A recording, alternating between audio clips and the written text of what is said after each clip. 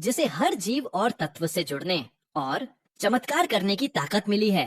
कहते हैं वो इतनी खूबसूरत और शक्तिशाली है कि इंसान उसे देवी की तरह पूजते हैं। एक रहस्यमय आवाज कहती है, अगर ये हीलिंग स्पिरिट वाकई इतनी पावरफुल है तो फिर ये मेरी क्रिएचर कैटलेस को भी जरूर ठीक कर सकती है। धीरे धीरे एक चमकता हुआ जादुई घेरा जमीन पर उभरने लगता है। उसके सामने खड़ा है एक विशाल ड्रैगन जो बड़ी गंभीरता से लॉर्ड ऑफ टाइम का नाम लेकर स्पिरिट ऑफ हीलिंग को बुलाता है। मुझे अपनी ताकत चाहिए और उसके बदले मैं कीमत देने को तैयार हूँ, वो गरजता है। जैसे ही समनिंग रिचुअल पूरा होता है, अचानक एक इंसान एक अजीब बिस्तर पर लेटा हुआ नजर आता है, घबराया हुआ, कंफ्यूज्ड। ये क्या बकवास ड्रीम है भाई, वो सोचता है। उसे घूर रहा है एक असली बड़ा सा ड्रैगन। दोनों के एक्सप्रेशंस एक जैसे हैं। तू कौन है?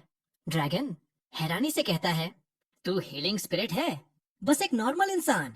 फिर सोचकर जोड़ता है, शक्ल से क्या फर्क पड़ता है, काम आना चाहिए। चलो शुरू हो जाओ। अब कहानी की असली जान पहचान होती है। किम ओजिन 32 साल का एक थका हारा वेटरिनेरियन डॉक्टरीवेट की 2 साल की पढ़ाई, फिर 4 साल वेट स्कूल। एक बार तो प्रोफेसर ने उसे क्लास में सोते हुए डांट के उठा दिया था। लाइसेंस मिला तो 3 साल तक नौकरी की। पगार इतनी कम कि गुजारा मुश्किल था। एक दिन एक आदमी आया अपने पेट को लेकर और बोला, मैं इन अफोर्ड नहीं कर सकता। ओजिन ने कहा, भाई ये शेल्टर नहीं है, प्राइवेट क्लिनिक है। दिल से दुखी होकर ओजिन ने अपना खुद का क्लिनिक खोला, किम ओजिन्स पेट क्लिनिक, बेडस्टेड, जो इतना टूटा फूटा था कि साइन बोर्ड तक गिरा पड़ा था। क्लिनिक में मरीज नहीं आ रहे थे, रेंट चढ़ता जा रहा था, लोन्स का इंटरेस्ट भी। जिंदगी से हारकर एक रात वो अपने बेड पर पड़ा था कि तभी एक अजीब डरावनी आवाज ने उसकी नींद तोड़ दी। आंखें खुली तो देखा वो अब किसी जमीनी दुनिया में नहीं है। भाई मेन मर गया क्या? उसके सामने एक बर्फ से जमी हुई गुफा है, चारों ओर सोना और जवाहरात बिखरे हैं और बीच में खड़ा है वो। हे ड्रैगन, तू चाहता क्या है? ओजिन पूछता है। ड्रैगन शांति से जवाब देता है, बस मेरे प्यारे संतान को ठीक कर दो। ओजिन सोचता है, संतान? कहीं कोई 2 सिर वाला दैत्य तो नहीं? लेकिन फिर ड्रैगन अपने पंख के नीचे से निकालता है एक छोटा सा प्राणी, कैटलेस, एक छोटा कमजोर सा फ्रूट बैट जो बेरली जिंदा लग रहा है।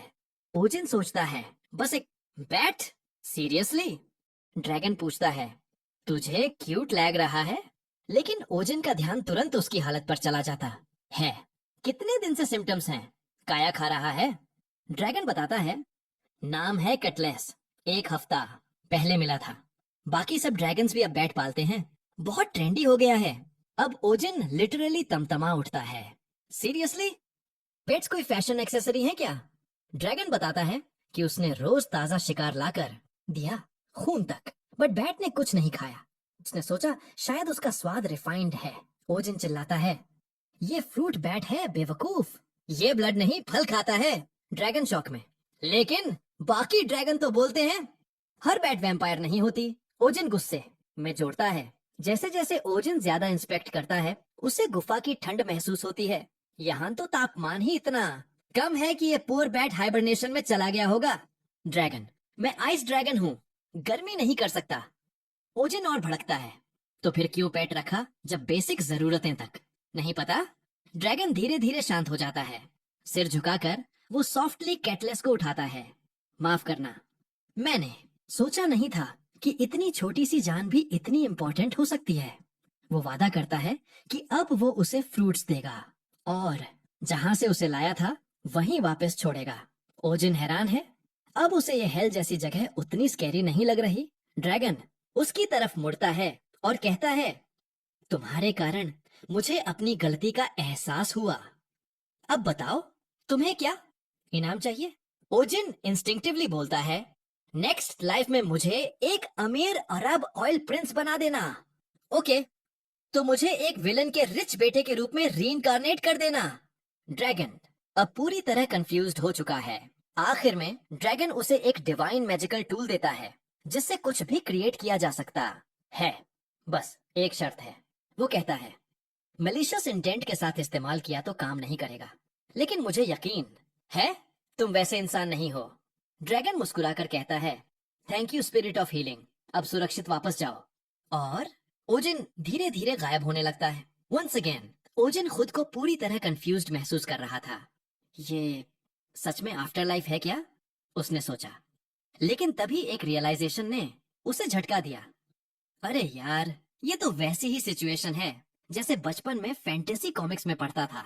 धीरे धीरे घबराहट बढ़ने लगी और उसने जोर से चिल्लाया, रुको भाई, जरा रुक जा, एक आखिरी विश दे दे यार, वापस जीना है मुझे। और तभी अचानक जोड़ दिया, वो वापस भेजना हो तो बिटकॉइन के अर्ली डेज में भेज देना। लेकिन उस टाइम तो ड्रैगन बेचारा फ्रूट लेने के मिशन पर ऑलरेडी निकल चुका था। और अगले ही पल जब ओजिन गायब हो गया, धड़ाम वो जमीन पर गिरा और अफसोस से सिर पकड़ लिया। क्या बेवकूफी कर दी यार, उसने बड़बड़ाते हुए कहा। बिटकॉइन की बात की, न कोई स्टॉक मांगा, न दुबई का प्लॉट, न कुछ। और मिला क्या, एक नेकलेस। सही में उसे शक होने लगा कि कहीं ड्रैगन ने उसे उल्लू तो नहीं बना दिया। उसी वक्त एक भारी भरकम आदमी बैरल्स लेकर आया और चिल्लाया, ओए रास्ता देना पगले। ओजिन जल्दी से हट गया। अब भी थोड़ा हक्का बक्का था। पास ही एक वेंडोर चिल्ला रहा था, सस्ते फल आज के ताजा, लो जल्दी लो। ओजिन ने चारों ओर नजर डाली और देखा, मार्केट प्लेस एकदम भी अपने वर्ल्ड जैसा नहीं लग रहा था। अजीब कपड़े पहने लोग, अजीब चीजें बेचते हुए, पूरा माहौल ही फैंटेसी टाइप। ये कहाँ आ गया मैं, वो सोचते हुए एक ऊंचे पॉइंट पर चढ़ा और देखा एक भी चीज जानी पहचानी नहीं थी। तभी एक प्यारी सी फ्रूट वेंडर ने उसे देखा और मुस्कुराई, हे ट्रैवलर, यू लुक लॉस्ट, क्या चाहिए कुछ। ओजिन उसके पास गया और पूछा, ये जगह कहाँ है। वो हंसते हुए बोली, बेलमोर, बैरन डॉयल के सदर्न लैंड्स में। लेकिन तुम कुछ ज्यादा ही लॉस्ट लग रहे हो। हाँ, बहुत दूर से आया हूँ, ओजिन ने झुंझलाकर जवाब दिया। तभी धड़ाम एक बड़ा फ्रूट क्रेट गिरा और केओस फैल गया। और फिर आया एक विशाल खरगोश, कैरेट्स ऐसे खा रहा था जैसे सालों से भूखा हो। ओजिन का मुंह खुला रह गया। एक महिला ने घबरा कर कहा, भागो, एलिजाबेथ आ गई। कौन एलिजाबेथ, ओजिन ने पूछा। बैरन बेलमोर का पैम्पर्ड पेट है, रखवाली रैबिट। जब स्ट्रेस होता है तो बहुत खाती है। तभी एक बच्ची की चीख सुनाई दी। एलिजाबेथ ने बच्ची की तरफ मुंह खोला जैसे अभी खा जाएगी। ओजिन भागा और लास्ट सेकंड पर बच्ची को खींच लिया। धड़ाम दोनों गिर पड़े। एटलीस्ट बचा तो लिया, उसने सोचा। लेकिन तभी एलिजाबेथ फिर से चार्ज करती हुई दिखी। ये तो गया काम से। ओजिन सोच ही रहा था कि उसका नेकलेस चमकने लगा। एकदम से ब्राइट रोप्स निकली और एलिजाबेथ को बांध लिया। सारा बाजार स्टंड। ये क्या मैजिक है भाई, ये तो माजे निकला। बच्चे तो हीरो हीरो खेलने लगे। आप मैजिशियन हो ना, ओजिन। भाई मुझे खुद नहीं पता मैंने क्या किया। तभी एक मोटा आदमी दौड़ता हुआ आया। एलिजाबेथ मेरी जान, सर्वेंट्स को डांटते हुए बोला, तुमसे एक रैबिट नहीं संभली, सैलरी कटेगी। फिर एलिजाबेथ को देख के बोला, ओह मेरी मुनिया, डर गई तू। और जैसे ही रोप्स देखी, गुस्से से आग बबूला हो गया। ये किसने किया, सारे लोग बोले। उधर वाला, ओजिन बोला, देखो भाई, ये बच्ची की जान ले रही थी, मजबूरी में किया। बकवास, उस आदमी ने चिल्लाया। एलिजाबेथ कभी किसी को हर्ट नहीं कर सकती, अभी की अभी छोड़ो उसे। और फिर ओजिन का भी पेशेंस खत्म हो गया। ओजिन ने उसी वक्त उस आदमी को मेंटली एक कैटेगरी में डाल दिया, टिपिकल अनोइंग पेट ओनर्स, जो हमेशा इंसिस्ट करते हैं कि उनके जानवर तो बिल्कुल हार्मलेस हैं, चाहे सामने वाला मरा क्यों ना पड़ा हो। फिर झर भरे सार्केज्म के साथ ओजिन बोला, अगर तुम्हें अपनी रैबिट की मासूमियत पर इतना भरोसा है तो क्यों नहीं अपना सिर उसके मुंह में डालकर साबित कर देते। चारों और लोग उसकी बोल्डनेस से चकित थे और कुछ तो सीक्रेटली एंजॉय भी कर रहे थे, खासकर वो फ्रूट वेंडर और उसका भाई। अब ओजिन ने दोबारा एलिजाबेथ की ओर देखा, इस बार गहराई से ऑब्जर्व करते हुए, गुस्से पर काबू पाते हुए खुद को समझाया, I am a grown educated man, calm, professional, handle it maturely. उसने सोचा, ये रैबिट, इसकी ईयर्स की बनावट तो एल्बियट रैबिट जैसी लग रही है, वो ब्रीड जो इतनी भीड़ भाड़ वाली जगहों के लिए बनी ही नहीं। फिर उसने अमीर आदमी को समझाया, रैबिट्स बहुत ही सेंसिटिव और टेरिटोरियल होते हैं। क्या आपने कभी देखा है कि ये खुद का फर नोचती है या सेल्फ हार्म करती है। आदमी चौंक गया और धीरे से बोला, हाँ, हाल ही में एलिजाबेथ बार बार अपने बाल खींच रही थी। ओजिन ने सिर हिलाया। Exactly, that's a major sign of stress. ऐसे में अगर ध्यान नहीं दिया गया तो ये ज्यादा दिन नहीं जिएगी। वो सुनकर आदमी डर गया। क्या सच में एलिजाबेथ मर सकती है? अगर इसी तरह इसे बाहर स्ट्रेस में घसीटते रहे तो हाँ, ओजिन ने कहा। अमीर आदमी ने पूछा, तो फिर एक्सरसाइज कैसे करेगी वो? इंडोर्स भी बहुत ऑप्शंस होते हैं।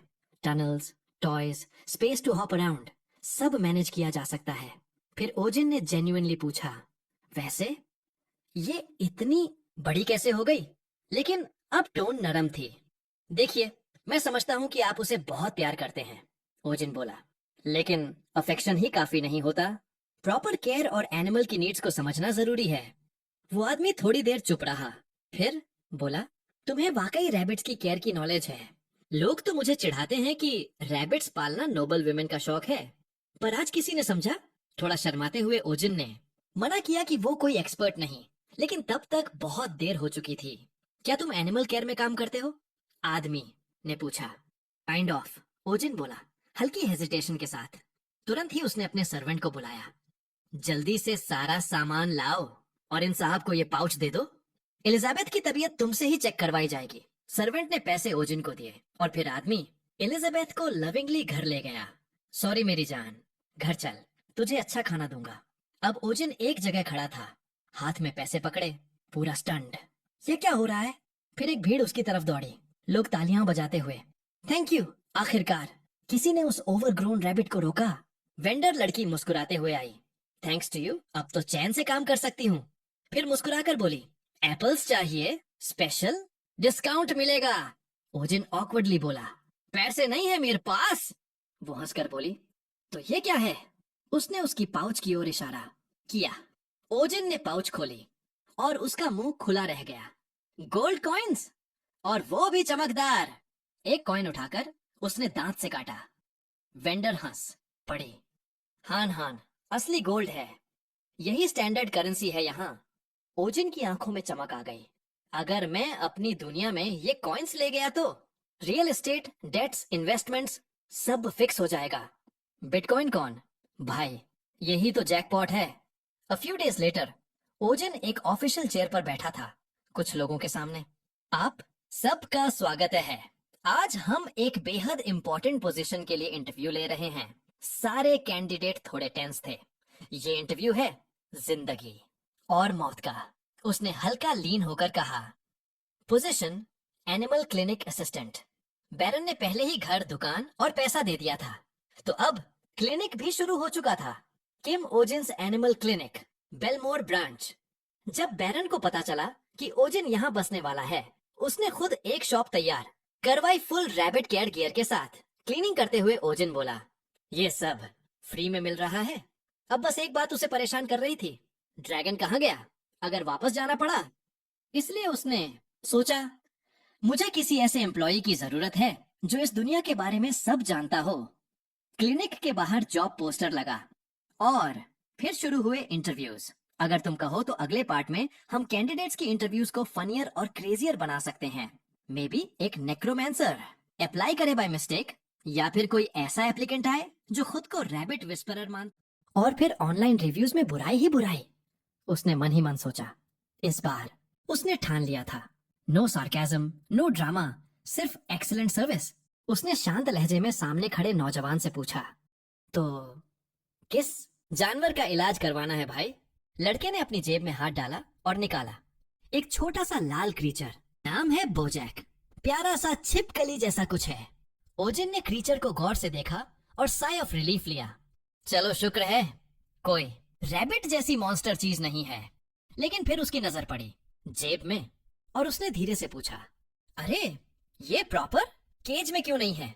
कहीं केज तो नहीं तोड़ दिया इसने? लड़का मुस्कुराकर बोला, अरे नहीं, पॉकेट में ज्यादा क्यूट लगता है और इससे बॉन्ड भी स्ट्रांग होता है। ओजिन का सिर चकराने लगा। भाई ये जानवर है, टेडी बेयर नहीं। उसने सोचते हुए जोर से सांस ली, मगर गुस्सा पचा गया। कंट्रोल करते हुए पूछा, ठीक है, तो लाए क्यों हो इसे? बीमार है क्या? लड़का थोड़ा सीरियस होकर बोला, मतलब बीमार तो नहीं, लेकिन थोड़ा वीक लग रहा है और कोल्ड में बहुत अनकंफर्टेबल हो जाता है। ओजिन ने प्रोफेशनल अंदाज में सिर हिलाया। टिपिकल है, लिजर्ड्स को कोल्ड बिल्कुल नहीं पसंद। फिर लड़के ने थोड़ा हिचकिचाते हुए कहा, और इसकी पूंछ मैंने पकड़ते ही गिर गई।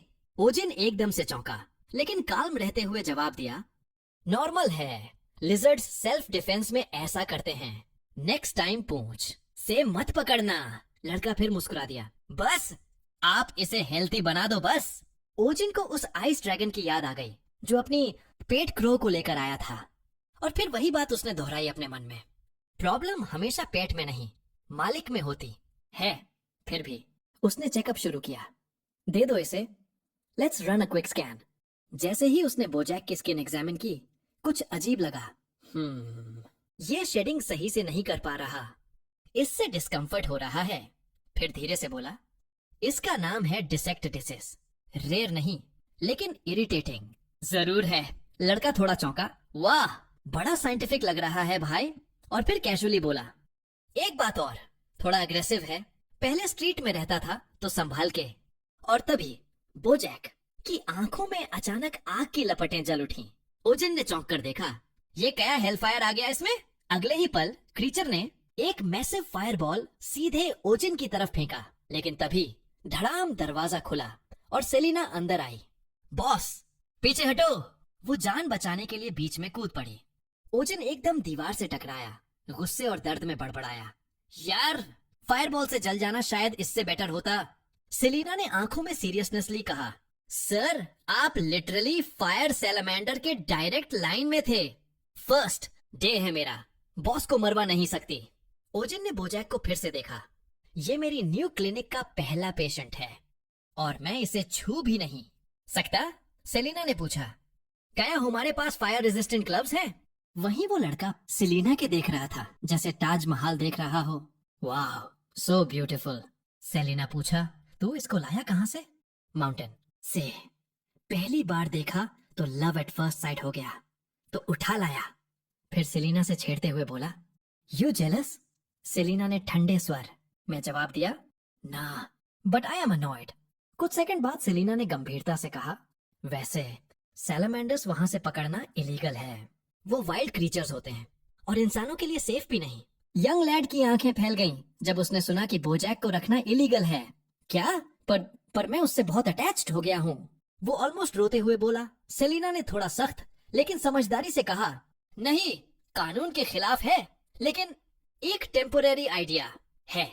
हम कह सकते हैं कि ये मेडिकल ट्रीटमेंट के लिए है, ठीक होने के बाद छोड़ देंगे जंगल में। लेकिन लड़के को तो मानो ये बात चुभ गई हो। नो, मैं बोजैक को नहीं छोड़ूंगा, कभी नहीं। वो गुस्से और दुख में चिल्लाया और फिर वो भाग गया, सीधा क्लिनिक से बाहर, बोजैक को गोद में लेकर चिल्लाते हुए, हमें अकेला छोड़ दो, हम शांति से जीना चाहते हैं। ओजिन वहीं खड़ा रह गया, एकदम कंफ्यूज्ड। इसको क्या हो गया है भाई?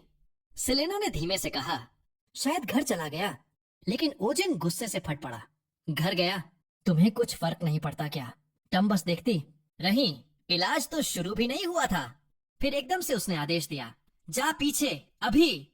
सेलिना थोड़ी घबराई लेकिन तुरंत मान गई। अब सवाल ये था, क्या ओजिन अपना पहला ट्रीटमेंट पूरा कर पाएगा? शहर अब थोड़ा शांत हो चुका था, खासकर जब से बैरन का जायंट रैबिट एलिजाबेथ नजर नहीं आ रहा था।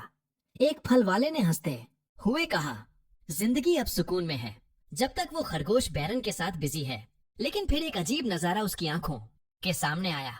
एक लड़का भागता हुआ, गोद में बोजैक, पीछे पीछे सेलिना और ओजिन फ्रूट वेंडर। भाई क्या हो रहा है ये? मुझे तो कुछ नहीं पता और मैं कुछ जानना भी नहीं चाहती। लड़का आंखों में आंसू लिए भागते भागते सोच रहा था, क्यों ये लोग बोजैक को मुझसे छीनना चाहते हैं? उसने कसकर बोजैक को पकड़ा और बोला, डोंट वरी बोजैक, मैं तुझे कभी किसी से अलग नहीं होने दूंगा। ओजिन अब बुरी तरह थक चुका था, चीखते हुए बोला, रुको, वो शेड नहीं कर पा रहा अपनी स्किन, उसे अर्जेंटली जरूरत है हेल्प की। आखिरकार ओजिन एक दीवार के सहारे टिक कर खड़ा हुआ, बुरी तरह हांफते हुए। सेलिना पास आई और सार्केस्टिकली बोली, लुक्स लाइक आपको एक्सरसाइज की सख्त जरूरत है। फिर एकदम से उसका चेहरा सीरियस हो गया। वेट, उसने सच में अभी तक अपनी स्किन नहीं उतारी? ओजिन ने हांफते हुए कहा। नहीं, 2-3 लेयर्स जमा हो चुकी हैं, निकालन जरूरी है। सेलिना का चेहरा जर्द हो गया। तो फिर हमें अभी एक्ट करना होगा? ओजिन ने हैरानी से पूछा। तुम सडनली इतना पैनिक क्यों कर रही हो? सेलिना ने गंभीर आवाज में कहा। जब सैलामेंडर अपनी पुरानी स्किन नहीं उतार पाता तो उसके अंदर फायर बिल्डअप होता है, और जब वो फायर एक सर्टेन लेवल पर पहुंच जाती है तो सैलामेंडर उससे सह नहीं पाता और फिर बूम। इस बीच वो लड़का अब भी भाग रहा था, बोजैक को अपनी बाहों में कसकर पकड़े हुए। उसका चेहरा डर से भरा था। पीछे सेलिना बोली जा रही थी, अगर वो सैलामेंडर फट गया ना तो पूरी तबाही मच जाएगी। ओजिन ने तुरंत हामी भरी। सिर्फ उसका मालिक नहीं, पूरी जगह उड़ जाएगी यार। उसके चेहरे पर टेंशन साफ दिख रही थी। हमें जल्दी ढूंढना पड़ेगा उसे, वरना बहुत देर हो जाएगी। लड़का अपने घर पहुंच गया, दरवाजा बंद किया, ताला लगाया और चैन की सांस ली। अब कोई हमें नहीं ढूंढ पाएगा बोजैक, अब हम सेफ हैं। फिर बोला, कोई हमें अलग नहीं कर सकता, कभी नहीं। उत्साहित होकर उसने जश्न मनाने की सोची। चलो एक गाना ही लिख डालूं। लिरिक्स लिखने के लिए कागज ढूंढने लगा और मीनवाइल बोजैक के शरीर से अजीब सी रोशनी निकल रही थी। उसका ग्लो अब नॉर्मल नहीं था, वो लिटरल टाइम बम बन रहा था। पर लड़का गाने में इतना खो गया था कि उसे कुछ दिखा ही नहीं। पावर ऑफ लव वो गाते जा रहा था। तभी बोजैक की आंखें जलने लगीं और पूरा शरीर आग की लपटों में घिर गया। कैसा लगा गाना? लड़के ने मासूमियत से पूछा। और उसी पल एक भयानक एक्सप्लोजन हुआ। आग का गोला सीधा लड़के की ओर आया और उसे जमीन पर गिरा दिया। जब होश आया, पूरा कमरा जल रहा था। हक्का बक्का होकर वो बोजैक की तरफ देखा। ये क्या हुआ?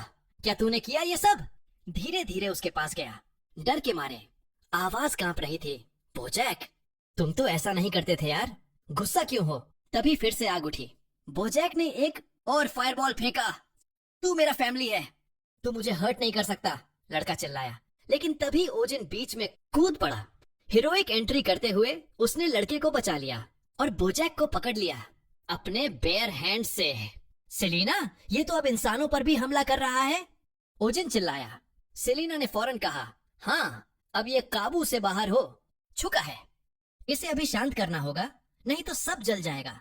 ओजिन लड़ते लड़ते सोच रहा था, कैसे थामे इसे यार। तभी उसका पेंडेंट अचानक चमकने लगा। एकदम से पेंडेंट से एनर्जी निकली और फिर एक फायर एक्सटिंग्विशर उसके सामने प्रकट हो गया। ये क्या? पेंडेंट ने ओजिन की आंखें फटी की फटी। वो बिना वक्त गंवाए एक्सटिंग्विशर चलाने लगा।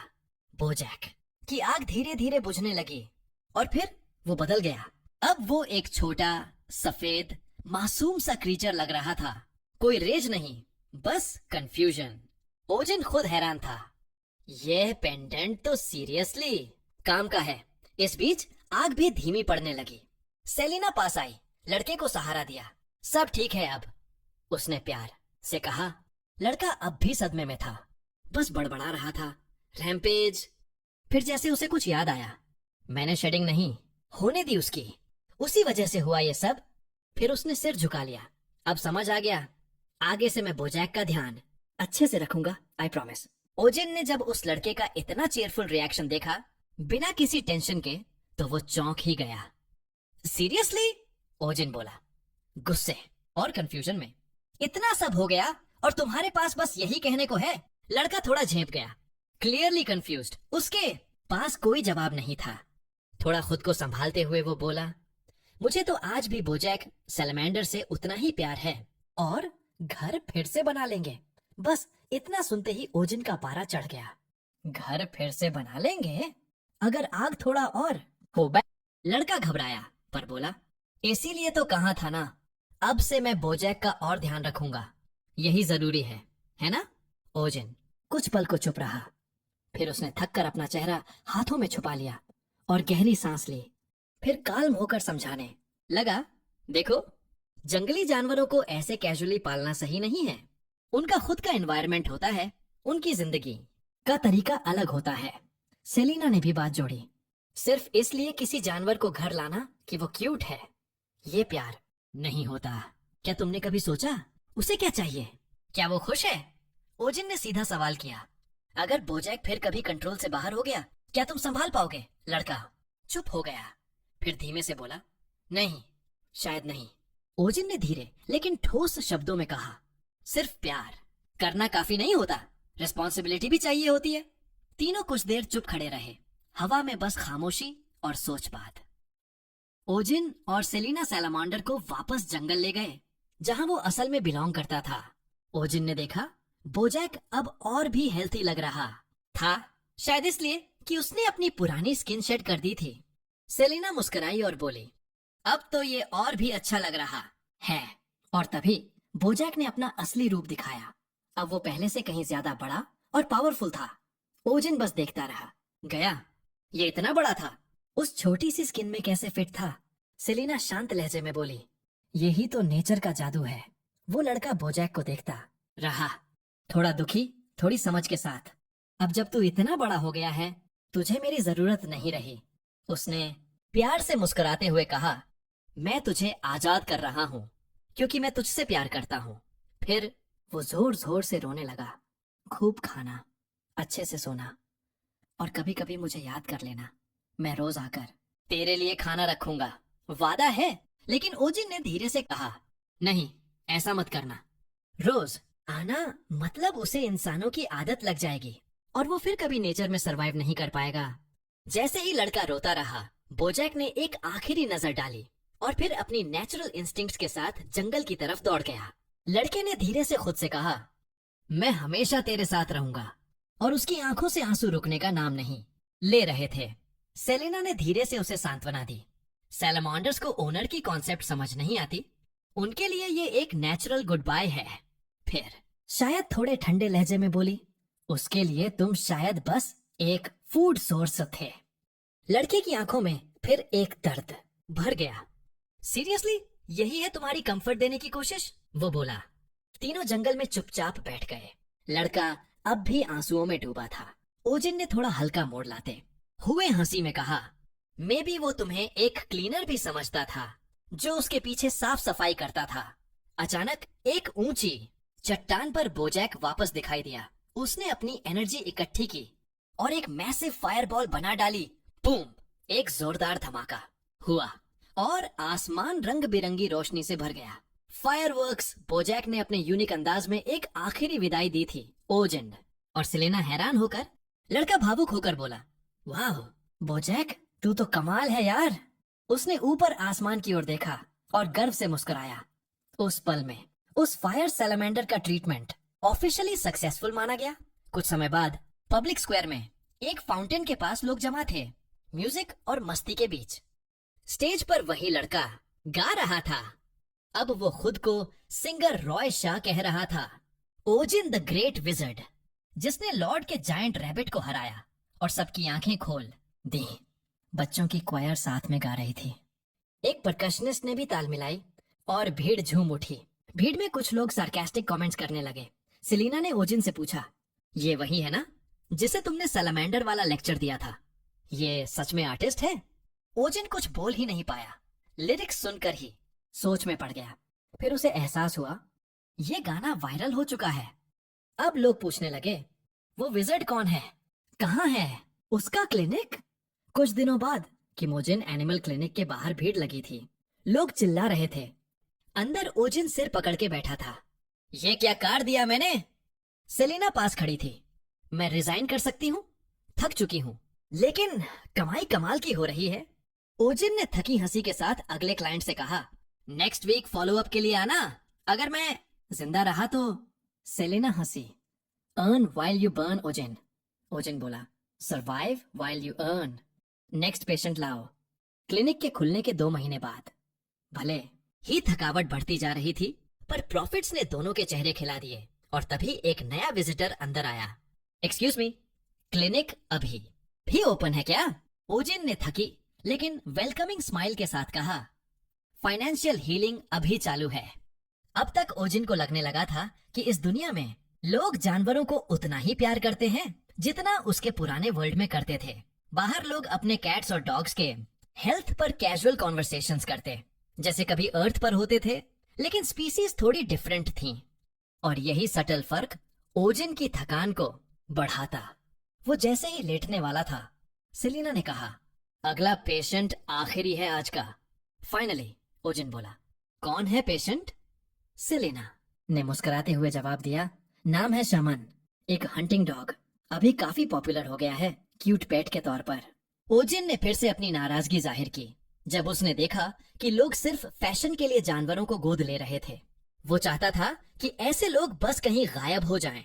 सेलिना ने ओजिन को चेतावनी दी कि ये ब्रीड बहुत ही आक्रामक होती है, खासकर उन लोगों के लिए जो इसके मालिक नहीं होते। उसकी पंजों और दांतों की धार इतनी तेज थी कि एक जंगली सुअर की खाल को भी चीर सकती थी।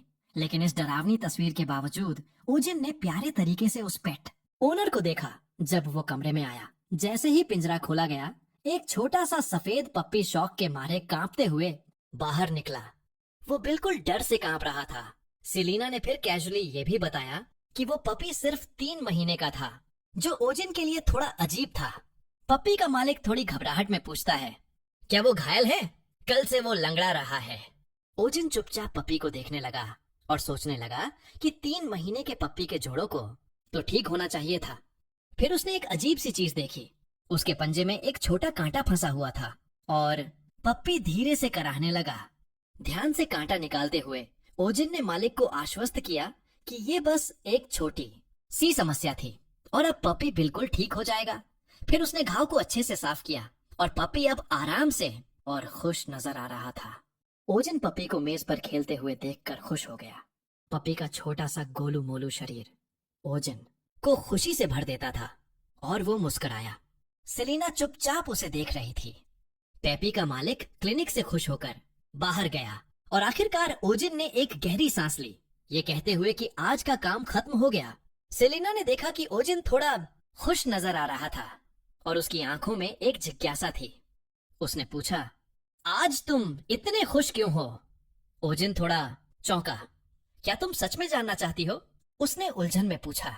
सेलिना ने जवाब दिया, मैं तो बस यही देखना चाहती हूँ कि तुम खुश हो, वो भी बिना किसी पैसों के मामले के। ओजिन ने चिढ़ते हुए कहा, क्या तुम मुझे मजाक बना रही हो?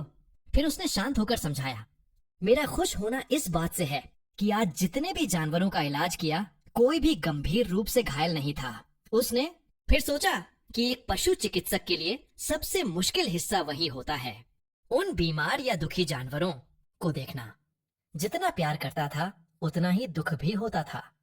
इसी वजह से पहले ओजिन ने अपनी भावनाओं को दबाने की कोशिश की थी ताकि वो ज्यादा अटैच्ड न हो पाए, लेकिन सच में कभी भी पूरी तरह से डिटैच नहीं हो पाया था। ओजिन को एक पुराना वाकया याद आया, जब एक क्लाइंट ने अपनी बीमार पालतू जानवर को ओजिन के पास छोड़ दिया था, जबकि वो खुद छुट्टियों पर चली गई थी। ये घटना ओजिन को बहुत गुस्से में डाल गई थी। तभी से उसने तय किया था कि अब से वो पालतू जानवरों के मालिकों से ज्यादा सख्त रहेगा। दिन के अंत में ओजिन ने सेलिना से कहा कि जल्दी से क्लिनिक को साफ कर लो ताकि हम रात से पहले बंद कर सकें। लेकिन तभी एक अजीब आदमी खिड़की पर आकर घूरते हुए जोर जोर से खिड़की पर थपथपाने लगा। आदमी बहुत घबराए हुए शोर मचाते हुए ओजिन को मदद के लिए पुकारने लगा। ओजिन आदमी को देखकर चौंका और मजाक करते हुए सेलिना से पूछा, क्या तुम जानती हो भूत प्रेत को कैसे भगाते हैं? सेलिना ने जवाब दिया, अगर कुछ करना हो तो सीधे ताकत से कर लो। तभी वो आदमी खिड़की को तोड़ते हुए अंदर घुस आया और ओजिन को बाहर खींचते हुए भागा। सेलिना बाहर खड़ी होकर ये सब देखकर चौंकी हुई थी। ओजिन थका थका गिर गया अचानक से इतनी जोर से खींचे जाने के कारण। आदमी जल्दी से माफी मांगते हुए बोला, मुझे खेद है, तुम्हारा फिटनेस तो बहुत कमजोर है, तुम तो पहाड़ी भी नहीं चढ़ पाए। ओजिन गुस्से में आकर बोला, चुप रहो। ओजिन ने पूछा, तुम कौन हो? आदमी ने फिर से माफी मांगी और कहा कि उसने खुद को परिचित नहीं कराया। वो आदमी खुद को श्विन बताता है, जो इलाके का एक लोकल सरकारी कर्मचारी है। अचानक श्विन घुटनों के बल गिरते हुए ओजिन से मदद मांगने लगा। कृपया मदद कीजिए, मैंने सुना है कि आपने एक बार उस विशाल खरगोश को शांत किया। हमारी आखिरी उम्मीद आप ही हैं। ओजिन हैरान होकर पूछता है, कब से मैं किसी का आखिरी उम्मीद बन गया? श्विन दुखी होकर जवाब देता है, हमारे पास समय नहीं बचा है, हमें मदद चाहिए। सेलिना हैरान होकर पूछती है, समय का क्या मतलब है? श्वीन उदास होकर समझाता है, लगभग 2 महीने पहले एक कुत्ते ने पहाड़ी इलाके के एक हिस्से पर कब्जा कर लिया था। वो हिस्सा एक सड़क निर्माण परियोजना के रूट में आता है। हमने कई बार कोशिश की, लेकिन उस कुत्ते को पकड़ने में नाकाम रहे क्योंकि वो बहुत तेज है। ओजिन चिंतित होकर पूछता है, अगर उसे नहीं पकड़ पाए तो क्या होगा? श्वीन दुखी होकर बताता है, अगर हम उसे समय रहते नहीं पकड़ पाए तो सरकारी बलों को भेजा जाएगा, और अगर कुत्ता काबू नहीं आता तो उसे मार दिया जाएगा। ओजिन को यह सुनकर बहुत गहरा झटका लगता है। श्वीन फिर से बहुत मजबूती से मदद की भीख मांगता है, हमारे पास समय नहीं है ओजिन, आप ही हमारी आखिरी उम्मीद हैं। ओजिन और सेलिना चुप खड़े हो जाते हैं और ओजिन गंभीरता से सोचता है। आखिरकार ओजिन सिर पर हाथ मारते हुए कहता है, ठीक है, मुझे दिखाओ कहाँ है वो कुत्ता, लेकिन याद रखना मैं सिर्फ एक वेटरिनेरियन हूँ, कोई एनिमल हंटर नहीं। मैं सिर्फ देखकर तय करूंगा कि क्या किया जा सकता है। श्विन खुशी से ओजिन को बताता है कि कुत्ता पास ही है, पहाड़ी के थोड़े ऊपर। फिर ओजिन ने फिर से साफ किया कि वो सिर्फ देखने जाएगा, किसी तरह की मदद के लिए उसने वादा नहीं किया है। लेकिन सेलिना मन ही मन समझ गई कि ओजिन ने अपने दिल में मदद करने का फैसला कर लिया है। जब वे उस जगह पहुंचे जहां श्वीन ने बताया था, तो ओजिन और सेलिना ने कुत्ते को देखा। कुत्ता बहुत डरावना लग रहा था, दांत दिखाकर गुस्से में गुर्राता हुआ। ओजिन ने सेलिना से घबराते हुए पूछा, क्या यही वही कुत्ता है, शमा ब्रीड वाला? सेलिना ने कहा, हाँ यही है। कुत्ता जमीन पर लौटता हुआ बहुत गंदा और थका हुआ था और उसकी आंखों में गुस्सा था। सेलेना ने ओजिन को फिर से समझाया, यह ब्रीड हाल ही में ट्रेंडी हो गई है, इसीलिए लोग इसे घर ले आए हैं, लेकिन फिर जल्दी से इसे छोड़ भी देते हैं। ये कुत्ते अब बेरहमी से सड़क पर रहते हैं, भूखे और गुस्से में। ओजिन कुत्ते को देखकर अफसोस में था, क्योंकि उसे साफ दिख रहा था कि वो पिछले 2 महीने से ठीक से खा नहीं पाया था। तभी अचानक दूर से एक अजीब आवाज आई। सबकी नजरें उस दिशा में घूम गईं। ओजिन ने ध्यान से सुनी और सोचा शायद कोई और प्राणी भी पास में है। पूछा, कभी किसी को काटा है इसने? थोड़ा ऑकवर्ड साइलेंस के बाद श्वाइन ने मान लिया, नहीं, अभी तक किसी को चोट नहीं आई है। कंप्लेंट सिर्फ डिस्टरबेंस और बार्किंग की है, एक्चुअल अटैक की नहीं। फिर ओजिन ने सेलिना की तरफ देखा और पूछा, तूने बोला था ना, शमॉन डॉग्स अपने मालिकों के लिए बहुत लॉयल होते हैं? सेलिना ने सिर हिलाकर बोला, हाँ बिल्कुल सही। उसने फिर सॉफ्टली पूछा, तो फिर कुछ समझ में आया तुझे कुत्ते के बिहेवियर से? ओजिन कुछ नहीं बोला, बस चुप रहा, गहरी सोच में। अगले दिन ओजिन और सेलिना पास वाले गांव की तरफ जा रहे थे। सेलिना ने थोड़े हैरानी से पूछा, हम गांव क्यों जा रहे हैं? वापस कुत्ते के पास नहीं जाना चाहिए? ओजिन ने जवाब दिया, अब हमें कुत्ता नहीं पकड़ना, अब हमें उसके पुराने मालिक को ढूंढना है। सेलिना हैरान रह गई। सेलिना ने ओजिन के फैसले को चैलेंज किया और बोली, सीधा कुत्ते को पकड़ते हैं ना, टाइम कम है, यूं घूमते रहेंगे तो देर हो जाएगी। उसने तो एक प्लान भी दे डाला, बोली, एक बेट ट्रैप लगा लेते हैं, शायद कुत्ता भूखा हो। पर ओजिन ने मना कर दिया। उसने शांत लहजे में कहा, मुझे नहीं लगता कि खाना ही उसे खींच पाएगा।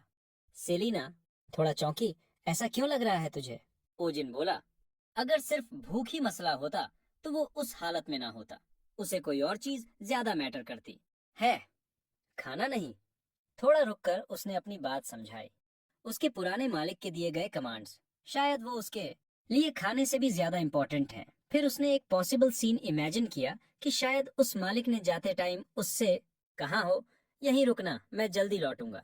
उस टाइम कुत्ता खुश रहा होगा, आज्ञाकारी भी उस वक्त के लिए वो कमांड ही सब कुछ था। ओजिन थोड़ी उदासी से बोला, शायद उसके मालिक ने उसे साफ साफ कहा हो कि कहीं मत जाना, और वो आज तक उसी बात को मान रहा है।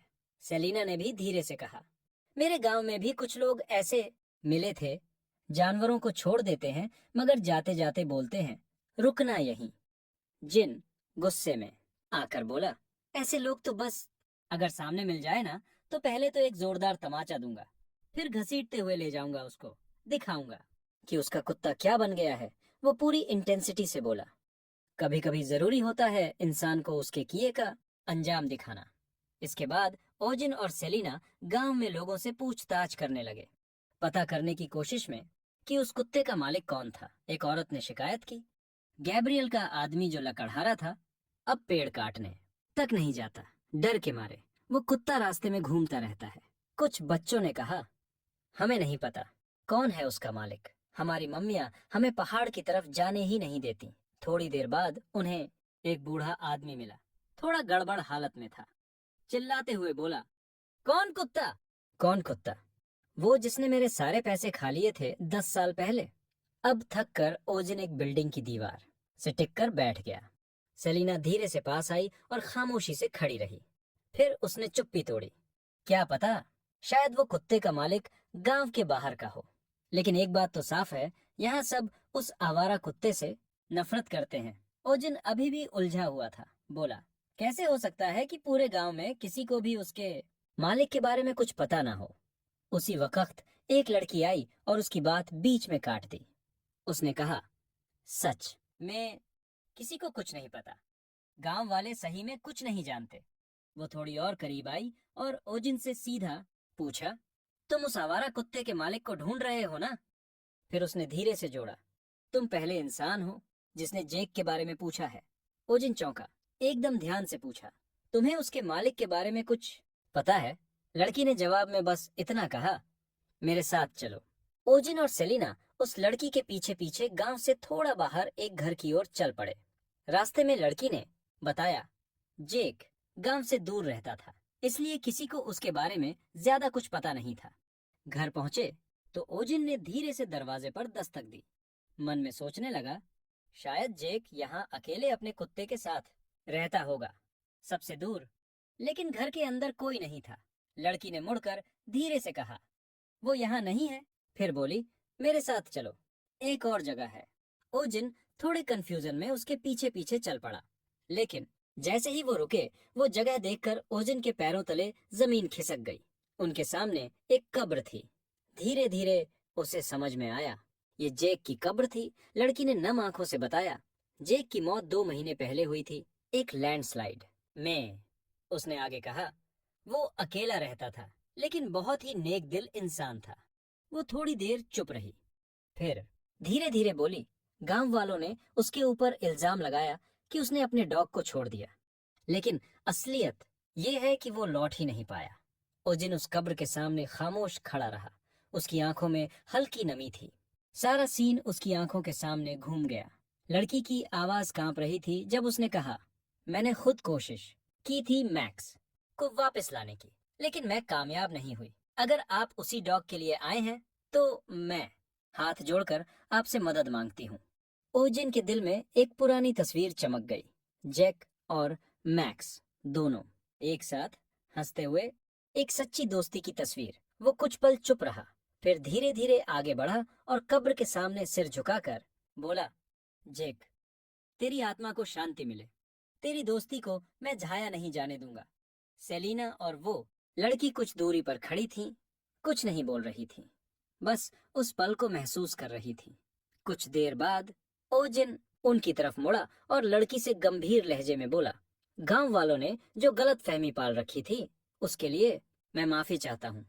फिर ठोस इरादे के साथ बोला, मैं कुछ भी करके किसी भी कीमत पर मैक्स को बचाऊंगा।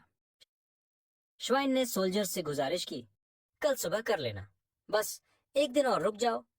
पर कमांडर ने ठंडी आवाज में जवाब दिया, हमारा पिछला असाइनमेंट जल्दी खत्म हो गया, अब इसे टालने की कोई वजह नहीं है। उसने और भी बेरुखी से कहा, वैसे भी गांव वाले उस कुत्ते से नफरत करते हैं, एक दिन पहले मार देंगे तो किसी को फर्क नहीं पड़ेगा।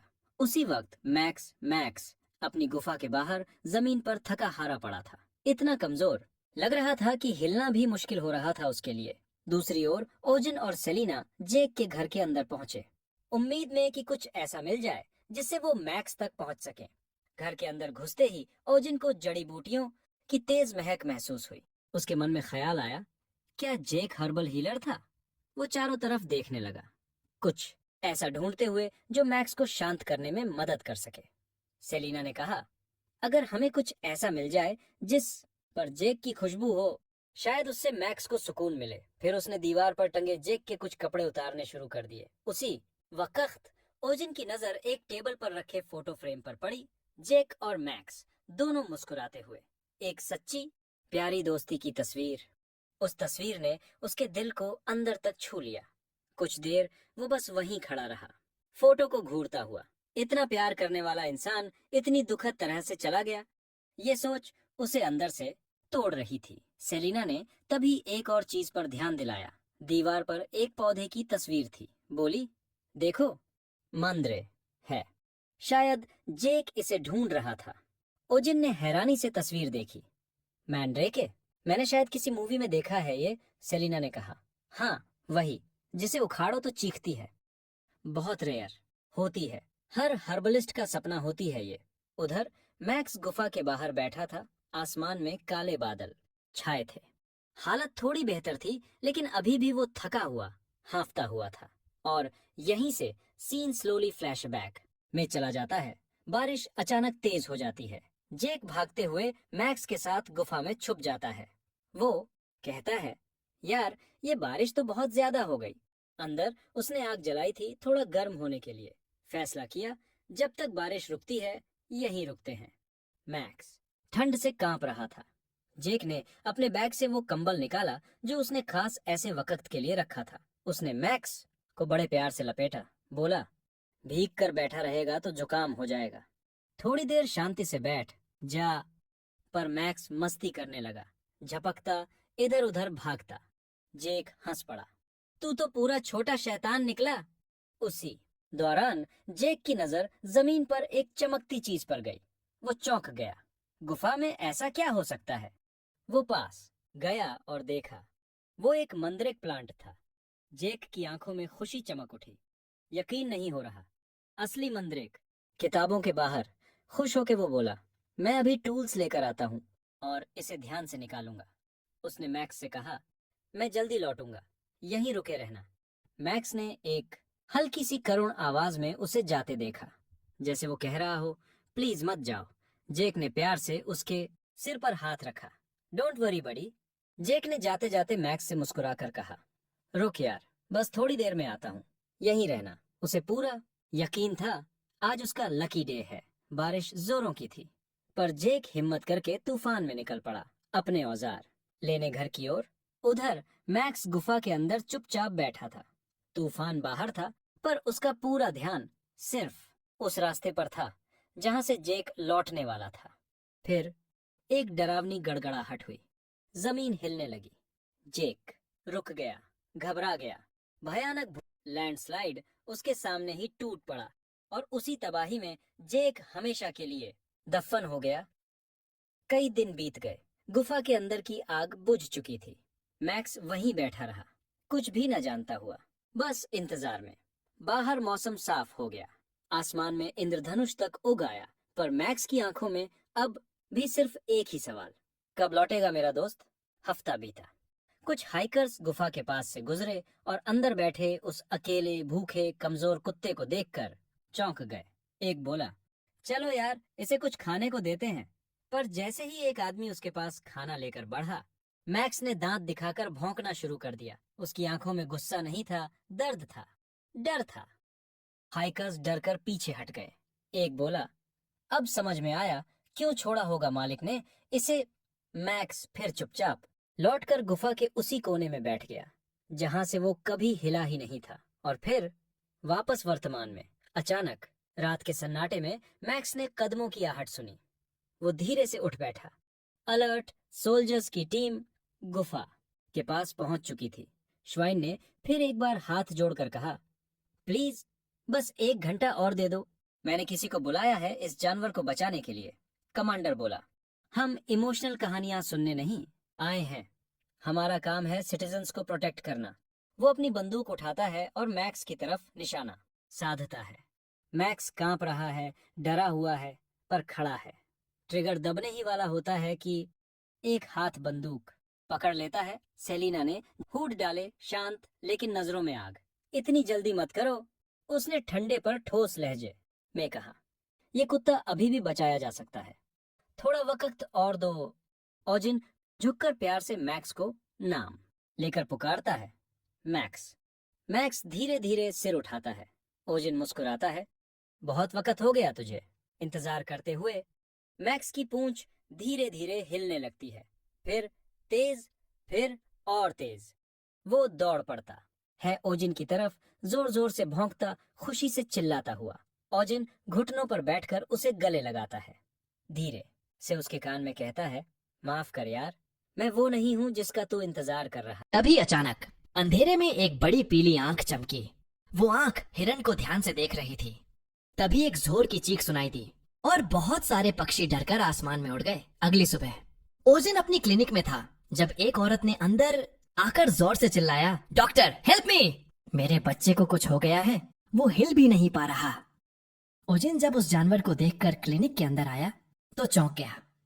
अनबिलीवेबल, उसने कहा। वो जानवर था एक हैमस्टर जैसा दिखने वाला प्राणी जिसका नाम था बिंग बिंग। लेकिन बिंग बिंग इतना मोटा हो चुका था कि वो हिल भी नहीं पा रहा था। बिंग बिंग की मालकिन रोने लगी। उसने बताया कि बिंग बिंग बहुत कमजोर हो गया है और अब तो सिर्फ 5 बार खाना खाता है।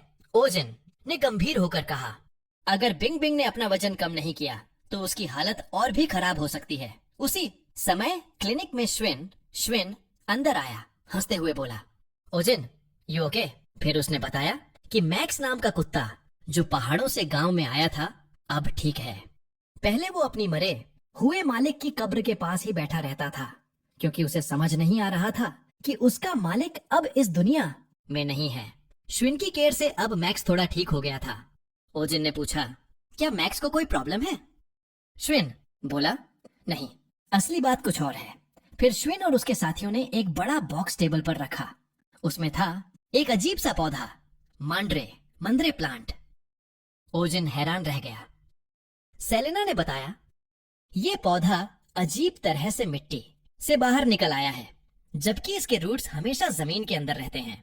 श्विन ने बताया कि ये पौधा जैक, जो अब इस दुनिया में नहीं है, उसने खोजा था, इसलिए वो लोग उसे यादगार के तौर पर रखना चाहते थे।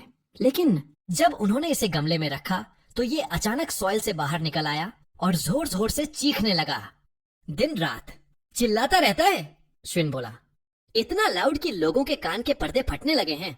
ईयर प्लग्स के बिना कोई रह नहीं सकता। सेलेना बोली, कुछ मांद्रे पौधे बहुत सेंसिटिव होते हैं, शायद ये उस जगह को पसंद नहीं कर रहा। श्विन बोला, अब तो ये प्लांट एक नाइटमेयर बन चुका है और अभी तो सोया है, जागा तो सब तबाह कर देगा। वो गिड़गिड़ाकर बोला, प्लीज ओजिन इसे रख लो। ओजिन गुस्से में बोला, मैं जानवरों का डॉक्टर हूँ, पौधों का नहीं। फिर उसने सार्केस्टिकली कहा, जो इतना चीखे वो पौधा तो हो ही नहीं सकता। श्विन घबरा कर बोला, तो फिर ये मॉन्स्टर है या डीमन? ओजिन हंसते हुए बोला, तो फिर इसे चर्च ले जाओ, मेरे पास क्यों लाए हो? तभी पौधा धीरे धीरे हिलने लगा, जाग रहा था। श्विन चीखा, डेमन जाग रहा है, और सब डरकर भाग गए। पौधे को ओजिन के क्लिनिक में छोड़कर ओजिन गुस्से में चिल्लाया, जानवरों को लोग छोड़ देते हैं, ये तो पहली बार है जब किसी ने पौधे को छोड़ दिया। सेलेना ने ठंडी आवाज में कहा, वंडरफुल। फिर शांत स्वर में समझाया, मैंड्रेक बहुत रेयर और वैल्यूएबल होता है। इसके हर हिस्से से पत्ते, तना, जड़ लोगों की जान तक बचाई जा सकती है। ओजिन सेलेना के साथ खड़ा था और दोनों उस अजीब से मंद्रे प्लांट को देख रहे थे। ओजिन के मन में एक ही सवाल चल रहा था, अगर इस पौधे को कंट्रोल नहीं कर सकते तो इसका फायदा ही क्या? सेलेना ने देखा कि पौधा धीरे धीरे जाग रहा था। उसने तुरंत ओजिन से कहा, जल्दी अपने कान ढक लो वरना चीख से कान के पर्दे फट सकते हैं। पौधे ने अपनी आंखें खोली और गहरी सांस ली, जैसे वो जोर से चीखने वाला हो। ओजिन घबरा गया। उसने अपने कान कसकर बंद कर लिए। काश मेरे पास नॉइज कैंसलिंग हेडफोन्स होते, पुराने वर्ल्ड वाले ही अभी तक कर्ज में हैं, उसने सोचा। लेकिन जब उसने पौधे की ओर देखा, वो पूरी तरह चौंक गया। पौधा उसे बहुत प्यारी और शर्मीली नजरों से देख रहा था, जैसे उसे बहुत पसंद करता हो। सेलेना हैरानी से बोली, ये क्या हो रहा है? फिर उसने गौर से देखा और कहा, लगता है ये प्लांट तुम्हें बहुत लाइक करता है। उसने कुछ सोचते हुए ओजिन से कहा, तुम्हारे पास जो पेंडेंट है वो दिखाओ जरा। ओजिन ने पेंडेंट निकाला। फिर तो जैसे जादू हो गया, पौधा अचानक खुशी से चीखने लगा। लेकिन इस बार उसकी चीख मीठी थी, ऑलमोस्ट जैसे वो कोई सॉन्ग गा रहा हो। वो खुशी से झूमने लगा, डांस करने लगा। ओजिन को देखकर अपने दोस्त के घर वाले डांसिंग सनफ्लावर टॉय की याद आ गई, पर इस बार ये असली था और थोड़ा सा डरावना भी लग रहा था। सेलेना चुपचाप ये सब देख रही थी, बिना कोई कमेंट किए। फिर उसने धीरे से कहा, ओजिन, तुम्हें इसे अपने कमरे में रखना चाहिए। ओजिन ने तुरंत मना कर दिया, मैंने कभी प्लांट नहीं पाला। पेट तो ठीक है, पर ये। रात गहराई, घर शांत था और सब कुछ ठीक लग रहा था। तभी जोर जोर से दरवाजे पर दस्तक होने लगी। ओजिन नींद से उठ गया, आंखें मसलते हुए दरवाजा खोला और आधी नींद में ही बोला, नाइट विजिट है, 30% एक्स्ट्रा लगेगा। दरवाजे पर एक औरत खड़ी थी, घबराई हुई। प्लीज डॉक्टर, मेरी बच्ची बहुत क्रिटिकल हालत में है। ओजिन ने जैसे ही क्रीचर को देखा, उसकी आंखें चौड़ी हो गईं। वो था एक विंग्ड पपी। उसके पंखों से खून बुरी तरह बह रहा था। सेलेना ने तुरंत कहा, मंदरे की पत्तियों में ब्लीडिंग रोकने की खास ताकत होती है। वो जल्दी से पत्ता लेने गई, पर हैरान रह गई जब पौधा उसे घूरने लगा, जैसे कह रहा हो, तुम कौन होती हो? सेलेना ने मुस्कुराकर कहा, लगता है ओजिन, तुम्हें खुद पूछना पड़ेगा। ओजिन हक्का बक्का रह गया। मैं एक पौधे से बात करूं? डरते डरते उसने पौधे से कहा, प्लीज एक पत्ता दे दो, जान बचानी है। पौधे ने धीरे से हाँ में सिर हिलाया और बहुत शर्मीले अंदाज में एक लीफ उसकी तरफ बढ़ा दिया। साथ में वो हल्के हल्के सुर में गाने भी लगा, जैसे कोई ललाबाई हो। ओजिन पूरी तरह कंफ्यूज्ड था, लेकिन लीफ लगाते ही ब्लीडिंग बंद हो गया। पपी रिलैक्स हो गया और धीरे धीरे बेटर दिखने लगा। उसकी ओनर ने ओजिन को दिल से धन्यवाद दिया। ओजिन ने कहा, अब इसे थोड़ा रेस्ट और केयर चाहिए, ठीक हो जाएगा। उसके बाद ओजिन जम्हाई लेते हुए बोला, अब तो फाइनली सोने का टाइम है। लेकिन आधे घंटे बाद ही फिर से वही तेज दस्तक। ओजिन ने सिर पकड़ लिया। अब क्या हुआ यार? इस बार भी दरवाजे पर एक और औरत थी, रोती हुई, डॉक्टर, मेरा बच्चा मर रहा है। जब ओजिन ने घायल जानवर को देखा तो उसका दिल कांप गया। सेलेना ने पास आकर देखा, यह एक यंग डियर था। उसके जख्म देखकर दोनों समझ गए कि ये हमला उसी मॉन्स्टर ने किया है जिसने पहले वाले पप्पी को घायल किया था। ओजिन ने ध्यान से जख्मों का निरीक्षण किया और गंभीर स्वर में कहा, यह किसी आम शिकारी का हमला नहीं है, जैसे किसी ने इसे खेल खेल में तड़पाया हो, जैसे वो टॉर्चर कर रहा हो सिर्फ मजे के लिए। गांव की महिलाएं उसके मुंह से निकले एक शब्द पर चौंक गईं। साइकोपैथ? एक औरत ने घबराकर पूछा, ये साइकोपैथ क्या कोई नया मॉन्स्टर है? ओजिन ने ऑकवर्ड सा मुस्कान देकर कहा, कुछ कुछ वैसा ही, समझ लो। अचानक चीखी, मुझे पता है ये हमला किसने किया। वो कांप रही थी, जैसे बहुत डर गई हो। उसने कहा, ये हमला किसी और ने नहीं बल्कि बैरन डॉयल के पेट वुल्फ ने किया है। और तभी औरत ने रोते हुए बताया कि बैरन अक्सर अपने वुल्फ के साथ जंगल में घूमता है और कमजोर जानवरों को तड़पाकर अपना टाइम पास करता है। ओजिन का खून खौल उठा। एक पागल इंसान को जानवरों के साथ ऐसा करने की छूट कैसे दी जा सकती है? कोई कानून नहीं है यहाँ, सेलेना ने शांत स्वर में जवाब दिया, क्योंकि वो नोबल है। ओजिन गुस्से में चिल्लाया, फ्यूडल सिस्टम को तोड़ना होगा, डेमोक्रेसी चाहिए, लॉ चाहिए, जस्टिस चाहिए। सेलेना ने हैरानी से पूछा, डेमोक्रेसी क्या होता है? लेकिन उसने फिर याद दिलाया, पहले इस जानवर को ठीक करना जरूरी है। एक हफ्ते बाद फिर वही दस्तक। आधी रात को लोग फिर मदद के लिए चिल्ला रहे थे।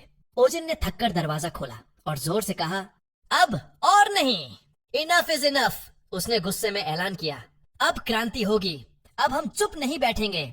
और वो विलेजर्स के साथ टॉर्चेस उठाकर बैरन के किले की ओर निकल पड़ा। लोग चिल्ला रहे थे, हमारे जानवरों को बचाओ, बैरन को रोकना होगा। Justice for animals. किले के सामने लोग जुट गए। ओजिन सबसे आगे था और जोर से बोला, बैरन, बस करो ये जुल्म, अब और नहीं। तभी किले के गेट खुले और बैरन के निजी सैनिक बाहर आए।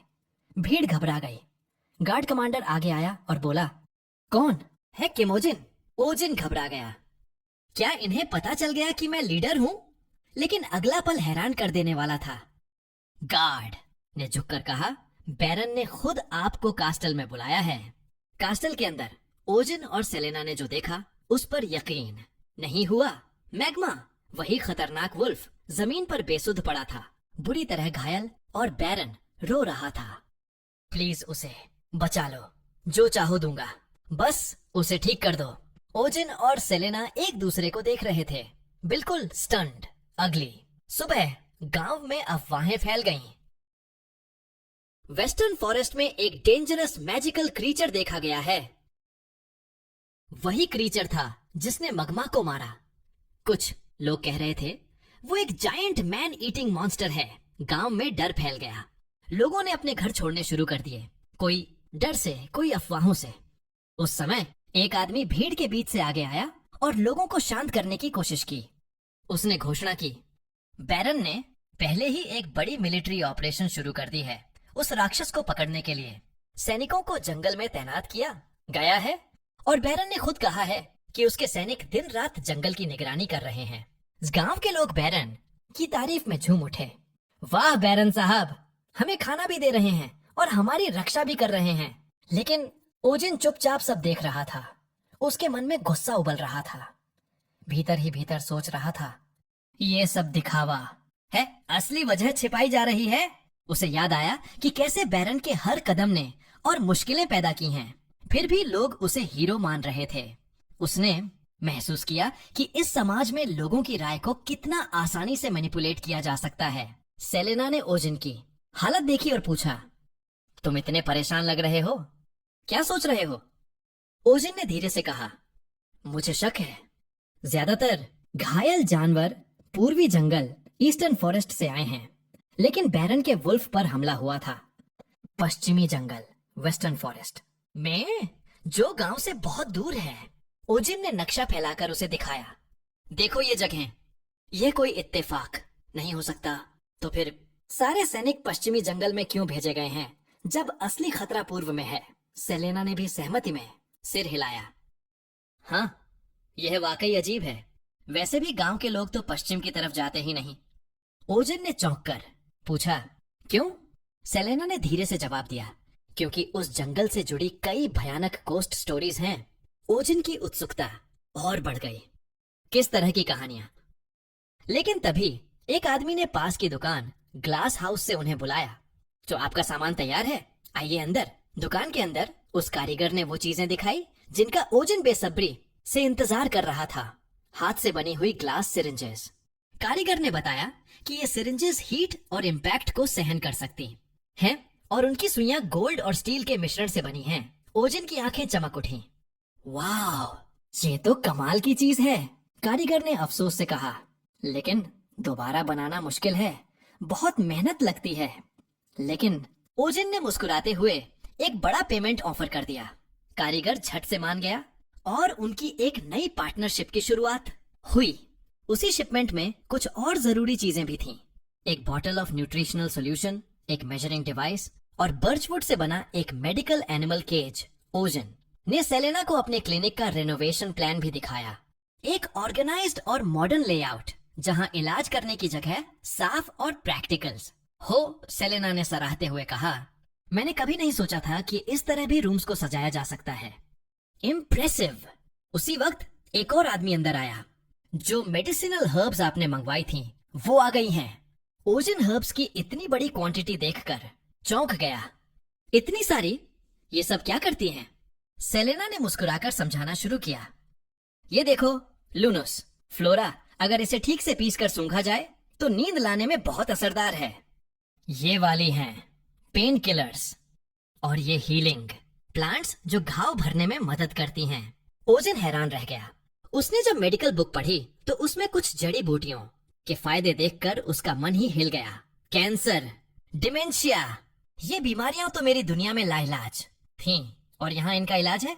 ओजिन अब पूरी तरह से एम्बैरेस्ड था कि वो जड़ी बूटियों के बारे में कितना कम जानता था। उसने सेलेना से विनती की, प्लीज मुझे ये सब सिखाओ, मैं और अनजान नहीं रहना चाहता। सेलेना ने मुस्कुराकर उसे छेड़ा। अभी सीरियस बन रहे हो? कुछ दिन पहले तक तुमने पत्तियां भी ठीक से नहीं पहचानी थी। लेकिन उसी समय एक औरत दौड़ती हुई कमरे में आई। राक्षस पकड़ा गया है, उसने जोर से चिल्लाया। ओजिन और सेलेना दोनों चौंक गए। क्या? जंगल में बैरन की अगुवाई में सैनिक मशालें लेकर आगे बढ़ रहे थे। हर तरफ डरावनी आवाजें गूंज रही थीं। राक्षस की दहाड़ इतनी जोरदार थी कि ओजन को लगा मानो कोई ड्रैगन चिल्ला रहा हो। जैसे ही सैनिक राक्षस के पीछे दौड़े, उन्होंने कई जाल बिछाए, लेकिन वो प्राणी इतने ताकतवर थे कि उन्होंने सारे जाल तोड़ डाले। आगे बढ़ो, एक सैनिक चिल्लाया, कुत्तों को पीछा करने दो। ओजन छाया में कुछ देख रहा था। क्या वो राक्षस है? उसने सोचा। लेकिन जब वे सब वहां पहुंचे, सामने जो दृश्य था उसने सबको हक्का बक्का कर दिया। राक्षस निकला, बस एक छोटा काला बिल्ली का बच्चा जो डरा हुआ था लेकिन जोर जोर से गुर्राने की कोशिश कर रहा था। सब चुप हो गए। एक सैनिक धीरे से बोला, ये बस एक आवारा बिल्ली लगती है। लेकिन बैरन गुस्से में आग बबूला हो गया। ये वही है, ये वही राक्षस है जिसने मेरे वुल्फ मैग्मा को घायल किया था। देखो मैग्मा कितना डरा हुआ है। मैग्मा अब सामने आया, कांपता हुआ और डर के मारे धीमी आवाजें निकाल रहा था। बिल्ली अपने छोटे से शरीर के बावजूद जोर जोर से गुर्रा रही थी। उसकी आंखों में डर भी था और एक बहादुरी भी। ओजिन ने यह सब देखा और उसे अपनी पुरानी यादें लौट आईं। वो दिन जब एक घायल जानवर उसके पास आया था जिसे किसी इंसान ने जानबूझकर सताया था। उस दिन भी ओजिन ने कहा था, ये इंसान नहीं, शैतान है। तभी सैनिकों ने बिल्ली पर जाल फेंका। उसने बहुत कोशिश की लेकिन पकड़ ली गई। एक भारी भरकम सैनिक लोहे की जंजीरें लेकर आया। इसे बांध दो, वो चिल्लाया। ओजिन का दिल बैठ गया। रुको, प्लीज बंद करो। सैनिक हंस रहे थे जैसे उन्हें बिल्ली को तड़पते देख मजा आ रहा हो। तभी बैरन ने चिल्लाकर आदेश दिया, इस बिल्ली को जला दो। क्या? ओजन चीख पड़ा। बैरन हंसते हुए बोला, नहीं रुको, इससे बेहतर होगा कि इसे जनता के सामने जलाए। एक उदाहरण बनाकर सभी सैनिक ठहाके मारने लगे। ओजन का खून खौल उठा। ये लोग मजा ले रहे हैं एक मासूम जानवर को तड़पाकर। लेकिन तभी बिल्ली ने धीरे धीरे जाल को काटना शुरू किया। सैनिक चिल्लाए, पकड़ो इससे, ये फिर से भागेगी। ओजन ने तेजी से एक आइडिया निकाला और जोर से चिल्लाया, रुको, सब अपने मुंह और नाक ढक लो अभी। सब ठिठक गए। क्या हुआ? बैरन ने गुस्से से पूछा। ओजन ने बिल्ली की ओर इशारा किया। उसके माथे पर देखो, वो दुष्ट निशान है। दुष्ट निशान। सेलेना और बैरन चौंक गए। कौन सा निशान? ओजन ने एक्साइटमेंट के साथ बोला। वो एम। वो निशान है महाशैतान गौसना का, जिसने महामारी फैलाई थी। और ये बिल्ली उसका वाहक।